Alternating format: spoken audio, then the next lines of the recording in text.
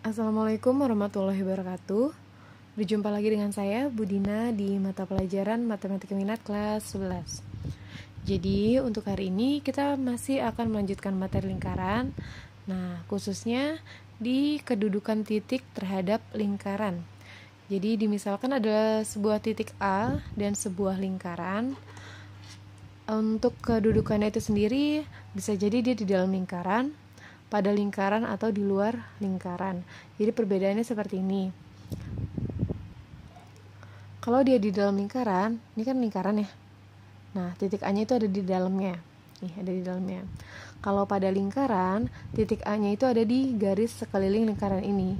Bisa dimanapun, yang penting pada garisnya. Kalau di luar lingkaran, ya di sini lingkarannya. Nah, titik ini ada di luarnya, seperti itu. Nah, untuk penentuannya sendiri bagaimana? Kalau dari penentuannya, misalkan di sini ya, titik A itu x1, y1. Nah, penentuannya tergantung dari soalnya. Nanti soalnya bisa jadi dia bentuknya seperti ini. Bentuk yang pertama ini bisa jadi dia di titik 0,0, atau bisa juga di titik A, B, atau bisa juga dalam bentuk umum seperti ini. Nah, jadi penentuannya nanti kita lihat dari soalnya, dia menggunakan bentuk yang mana. Kalau misalkan dia menggunakan bentuk yang biasa di 0,0 atau A, B, kalau misalkan di dalam lingkaran dia nanti nilainya kurang dari R kuadrat. Kalau pada lingkaran sama dengan R kuadrat. Kalau di luar lingkaran dia lebih dari R kuadrat. Nah, kalau misalkan di bentuk umum, nanti nilainya ini akan di dalam lingkaran kurang dari 0, pada lingkaran sama dengan 0, dan di luar lingkaran lebih dari 0. Jadi prinsipnya nanti kita akan memasukkan nilai X1 dan Y1-nya ini ke dalam persamaannya, tergantung dari soalnya. Oke, supaya lebih mudah, saya akan berikan kalian pemahaman dengan sebuah contoh soal. Oke, misalkan soalnya seperti ini.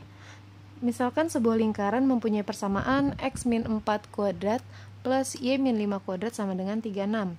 Selidiki posisi titik-titik berikut pada lingkaran tersebut. Jadi di sini saya berikan ada 3 titik.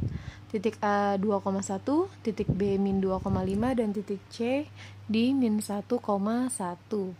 Nah, pertama kita lihat dulu nih, dari bentuk soalnya ini, berarti dia ada di bentuk yang kedua ya, di titik A, B dengan bentuk yang biasa. Berarti nanti penentuannya kita menggunakan R kuadrat. Apakah dia dikurang dari R kuadrat, sama dengan, atau lebih dari. Nah, caranya seperti ini. Saya akan kerjakan yang A ya. Titik yang A ini titiknya 2,1. Berarti kan di sini 2-nya ini menjadi X1 dan satunya ini menjadi Y1. Nah, untuk yang A, penggunaannya seperti ini kan berarti ya. X1 min A kuadrat plus Y1 min B kuadrat. Nanti baru penentuannya. X1 min A kuadrat plus Y1 min B kuadrat.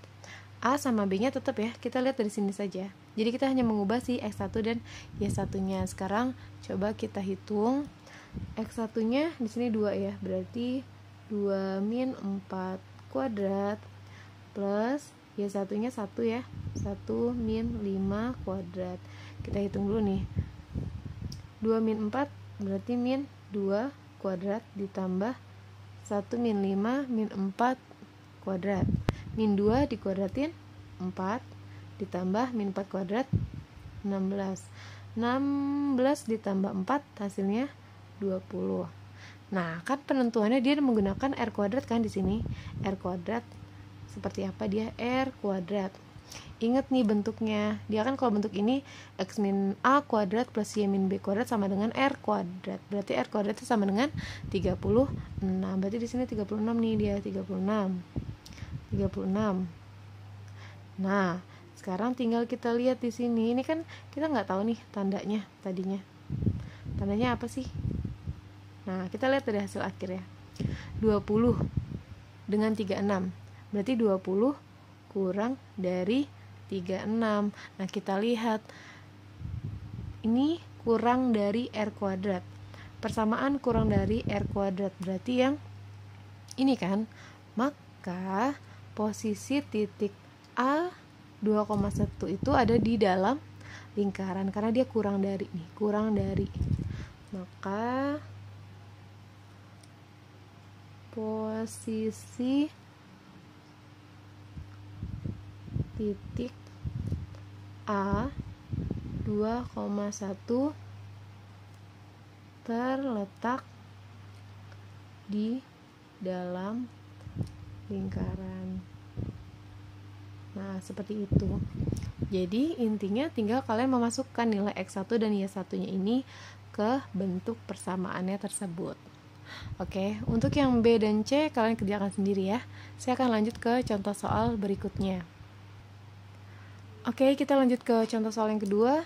Diketahui lingkaran dengan persamaan x kuadrat plus y kuadrat min 6x plus 2y min 15 sama dengan 0.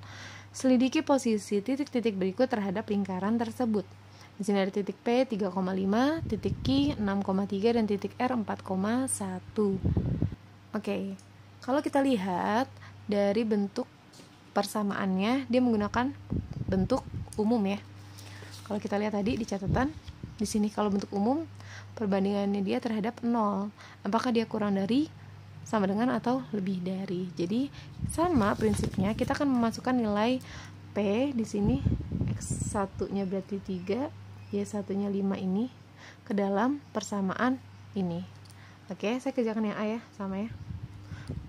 Oke, jadi dia jadinya X1 kuadrat plus Y1 kuadrat plus AX1 plus BY1 plus C. Jadi simpelnya, intinya kalian hanya mengganti si X1 dan Y1-nya. X dan Y-nya diganti dengan X1 dan Y1. Oke, sekarang kita masukkan dulu ya. Berarti 3 kuadrat plus 5 kuadrat. Nah, ini A-nya kita ikutin aja, min 6. Berarti kan ya min 6, X1-nya diganti angka 3. B-nya di sini plus 2, berarti plus 2, ya satunya diganti 5, plus C, ikutin ini kan min 15, kita itu ikutin aja min 15. Kita hitung ya, 3 kuadrat 9 plus 5 kuadrat 25 min 6 kali 3 18 plus 10 min 15. Oke, selanjutnya kita hitung 9 tambah 25 min 18 plus 10 min 15, maka dia hasilnya 11. Nah, perbandingannya dengan si 0, 0, 0, 0. Nah, 11 titik-titik 0, berarti 11 lebih dari 0. Baru dia kita lihat lagi tadi di catatannya, lebih dari ya, lebih dari 0 berarti ini ya, lebih dari 0 berarti titiknya itu berada di luar lingkaran. Maka posisi titik P 3,5 terletak di luar lingkaran.